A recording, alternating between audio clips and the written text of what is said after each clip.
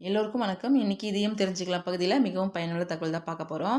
கோவிலுக்கு போயிட்டு வரும்போது பிரசாதமாக கிடைக்கக்கூடிய எலுமிச்சை பழத்தை நம்மள பல பேர் என்ன பண்ணுறதுனே தெரியாமல் பூஜையில் எடுத்துகிட்டு போயிட்டு வச்சுட்டு அதை காஞ்சதுக்கப்புறம் அப்படியே தூக்கி போட்டுருவாங்க. அந்த தவறை நம்ம செய்யக்கூடாது. செஞ்சுட்டு இருந்தாலும் இதுக்கப்புறம் திருத்திக்கணும்.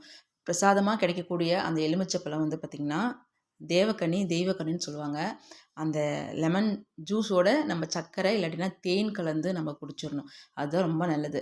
கோவிலுக்கு போயிட்டு வரும்போது அந்த பிரசாத எலுமிச்சை பழத்தை நம்ம பூஜையில் கொஞ்சம் நேரம் வச்சுட்டுன்ட்டு அதுக்கப்புறமேட்டுக்கா எடுத்து நம்ம லெமன் ஜூஸோட சர்க்கரை இல்லாட்டினா தேன் கலந்து நம்ம அதை ஜூஸாக குடிச்சிக்கணும். முக்கியமாக இதில் கவனிக்க வேண்டியது என்னென்னா, அந்த எலுமிச்சை சாரோட உப்பு சேர்த்து குடிக்கக்கூடாது. அதே சமயம் பார்த்திங்கன்னா டிஸ்டிக் கழிக்கிறதுக்காகவும் இந்த கோவில் பிரசாத எலுமிச்சை பழத்தை நம்ம பயன்படுத்தக்கூடாதுங்க.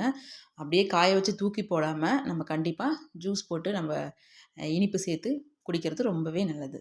சர்க்கரை இல்லாட்டினா நாட்டு சர்க்கரை இல்லாட்டினா தேன் நம்மக்கிட்ட என்ன இருக்கோ அதை அதை இனிப்பு சேர்த்து லெமன் ஜூஸை குடிச்சிக்கலாம். நம்ம வீட்டில் இருக்கிற குழந்தைங்களுக்கு போட்டு கொடுக்கலாம். ரொம்பவே உடம்புக்கு நல்லதுங்க. நம்ம காய வச்சு அப்படியே தூக்கி போடாமல் ஜூஸ் போட்டு குடிக்கிறது தெய்வத்தோட அருள் நம்மளுக்கு பரிபூர்ணமாக கிடைச்சதுக்கு சமம். நிச்சயம் இந்த பதிவு உங்களுக்கு கண்டிப்பாக பயனுள்ளதாக இருந்திருக்கும்னு நினைக்கிறேன். வீடியோ பிடிச்சிருந்தா லைக் பண்ணுங்கள். உங்களோட ஃப்ரெண்ட்ஸுங்களுக்கும் ஷேர் பண்ணுங்கள். மீண்டும் வேறொரு பதிவில் பார்க்கலாம்.